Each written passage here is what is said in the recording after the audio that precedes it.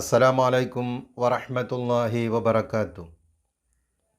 ഇമാം ബുഖാരി റളിയല്ലാഹു അൻഹു റിപ്പോർട്ട് ചെയ്ത അനസ് റളിയല്ലാഹു അൻഹുവിൽ നിന്ന് നിവേദനം ചെയ്ത ഒരു ഹദീസിൽ കാണാം, തിരുനബി സ്വല്ലല്ലാഹു അലൈഹി വസല്ലമ തങ്ങൾ പറഞ്ഞു, ഏതെങ്കിലും ഒരു മുസ്ലിം ഒരു ചെടി നട്ടുപിടിപ്പിക്കുകയോ വിത്ത് വിതക്കുകയോ ചെയ്തു, അങ്ങനെ അതിൻ്റെ ഫലം ഒരു പക്ഷിയോ ഒരു മൃഗമോ മനുഷ്യനോ ഭക്ഷിച്ചു എങ്കിൽ അത് അവൻ്റെ ഒരു ദാനമായി പരിഗണിക്കപ്പെടാതിരിക്കുകയില്ല എന്ന് നബി സല്ലല്ലാഹു അലൈഹി വസല്ലമ തങ്ങൾ പറഞ്ഞതായി നമുക്ക് കാണാം.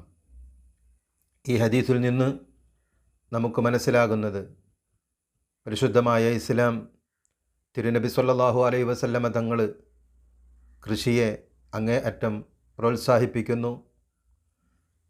കൃഷിയിൽ നിന്ന് പക്ഷിയോ മൃഗങ്ങളോ മനുഷ്യരോ ആരെങ്കിലും അത് ഭക്ഷിച്ചാൽ അതിന് ഒരു സ്വതക്കയുടെ ദാനം ചെയ്തതിൻ്റെ പുണ്യം ഉണ്ട് എന്ന് ഈ ഹദീസിൽ നിന്ന് നമുക്ക് മനസ്സിലാക്കാം.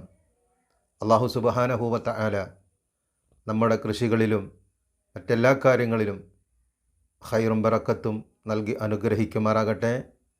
ആമീൻ യാ റബ്ബൽ ആലമീൻ. അസ്സലാമു അലൈക്കും വറഹ്മത്തുള്ളാഹി വബറകാതുഹു.